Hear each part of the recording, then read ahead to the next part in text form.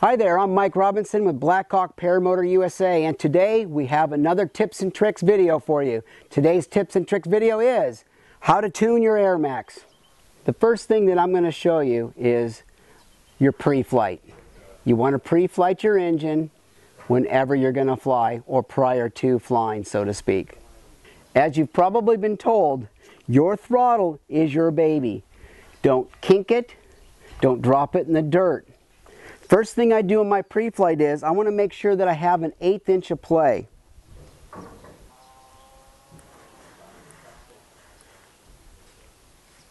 There's an 1/8 inch of play there. That way I know that the cable's not been pulled on or kinked, and there's plenty of room for the carburetor to go back to an idle position. 1/8 inch of play in the lever.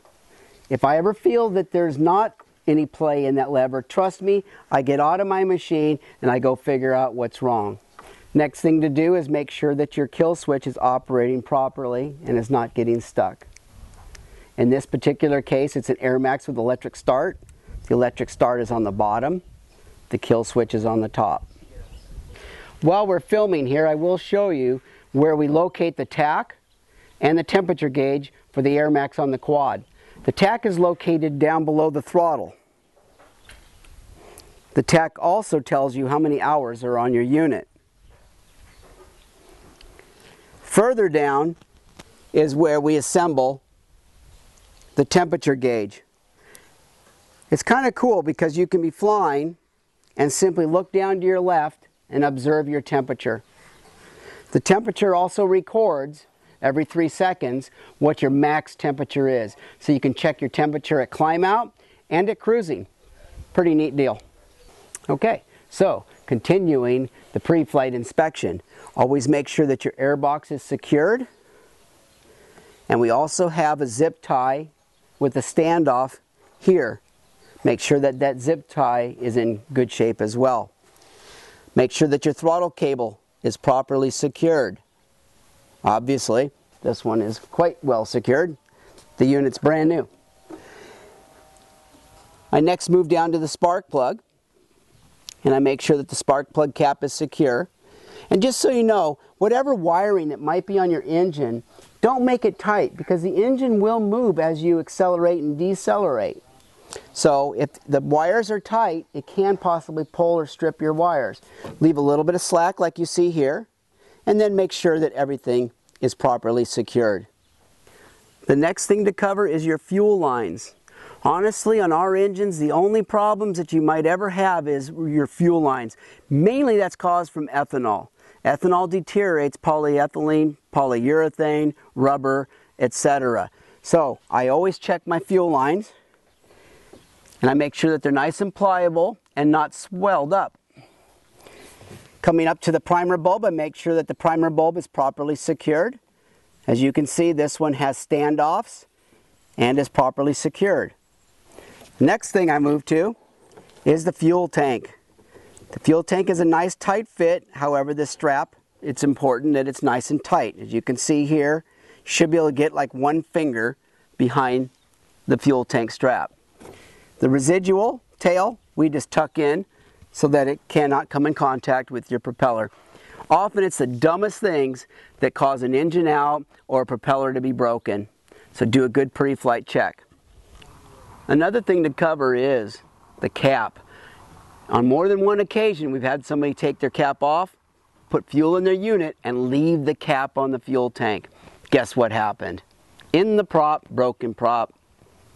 Not good. So make sure that your fuel cap is secured. Your exhaust.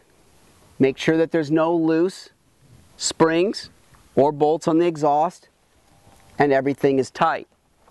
One thing that's great about the BlackHawk is we use a bolt with a spring. The bolt goes through the spring and has a steel lock nut on the other side.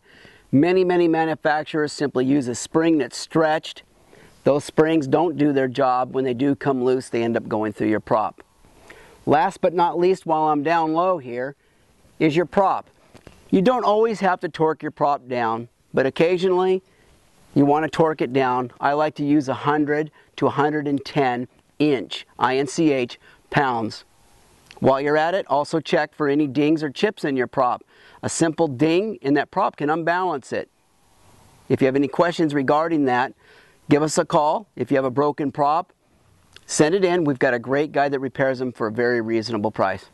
On our YouTube channel, we also have a great video on how to properly balance your prop by Rick Hallows.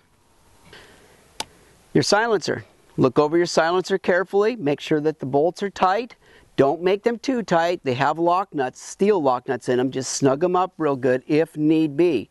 Remember, after your initial flight or flights, first few flights or so, make sure you go around everything and make sure that all the bolts, etc., are snug. Silencer looks well secured. The next thing I'm going to do is check my belt. We also have a belt tightening video on the YouTube channel. And just so you know, if for some reason your motor refuses to start or doesn't start right away, often check that belt. If there's any slippage in that belt whatsoever, the engine cannot turn the RPMs needed for a good spark off the ignition. We're coming down to the end here. Next I check is the mounts. BlackHawk uses a 40mm by 30mm mount. We could save a little weight by going to a smaller mount, but the bigger mounts don't break and they don't flex all that much. The rubber itself does a great job of dampening the vibrations from the motor through the frame.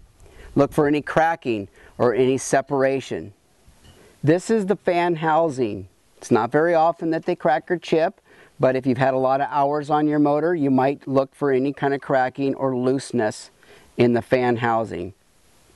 We've covered a lot of things regarding the pre-flight. One thing that is very important is how tight your netting is. What's great about the Rhino cage is it already comes pre-assembled and it is very tight. However, on a Kestrel frame, for instance, you need to tighten that frame yourself. There's 2 cords to tighten. The process is very simple, and yes, we have a tips and tricks video showing you how to tighten the Kestrel net, but do make it tight. In addition to the netting, do make sure that all of your Velcros are very tight. They are a structural diaphragm. They will determine how strong your cage actually is. So if there's a lot of flex in those Velcros, tighten them up. Your cage will be amazingly stronger. We've covered a basic pre-flight inspection here.